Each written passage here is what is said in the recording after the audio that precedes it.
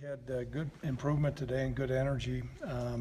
Made it through, and a couple of the things that I've really noticed, I think Sean really did a nice job throwing the football today and gaining more and more understanding of our full playbook. And so in our opening game, we're going to be able to be much more versatile than we were last year with him. And I think Tyler is really doing some good things as well. Defensively, Chad Muma keeps on showing up. He's a guy who's, he played some last year, but he's understanding our defense more.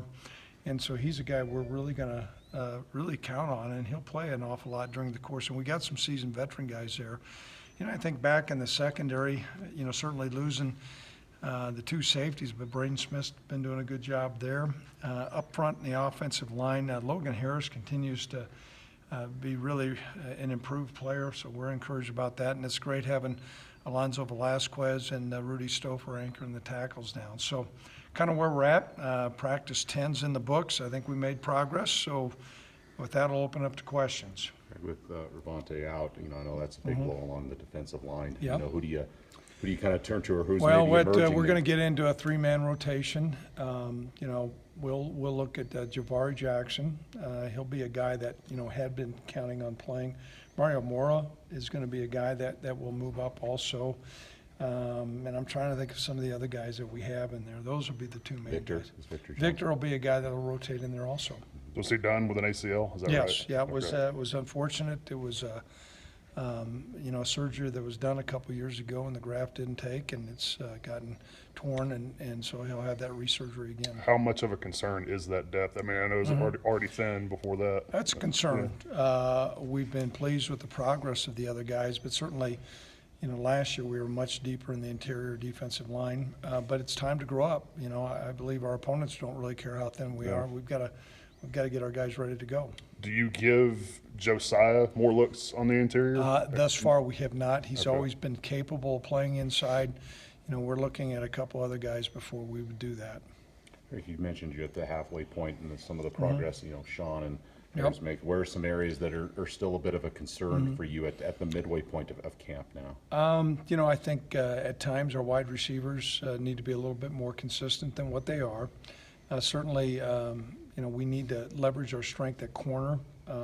I'm concerned about our safety position simply because we've not played as much as we have. And then the biggest concern you have is just our depth at the defensive tackle position. Who are some of those other guys at defensive tackle that you haven't named that you're looking at? Well, as we go, they're still unnamed. Yeah. It's as clear as I can be.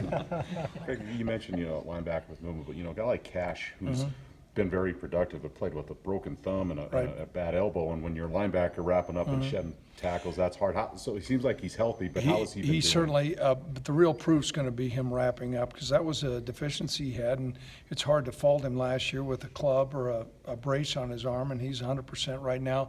He's moving really well, and so he's not done a lot of live tackling, and we'll get into that here pretty soon. Any other injury concerns? No, not right now. I think we're pretty doggone healthy.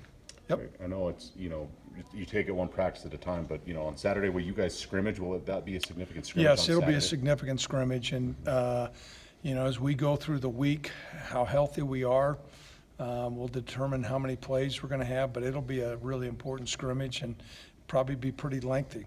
Seems like the last year or so there's been a lot of talk about receivers and consistency. What is it specifically with that group that you need to see? I think what we had, the bar was pretty doggone high a couple of years ago. And playmakers, there were many times that, a couple of those guys would be covered and we'd come down with the football. So not only the wide receivers, but the tight end position.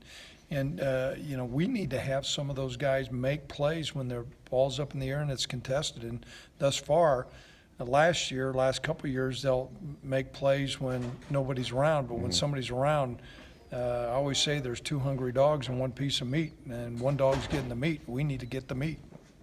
Greg, I know Alan Smith has been, a freshman at nickel getting looks, and I know some of the coaches have been pleased. Have you been pleased with that? Is he still competing? Oh, he's competing, but he's got a little bit of ways to go, and he'll go up and down. That's what he's been doing. Sure.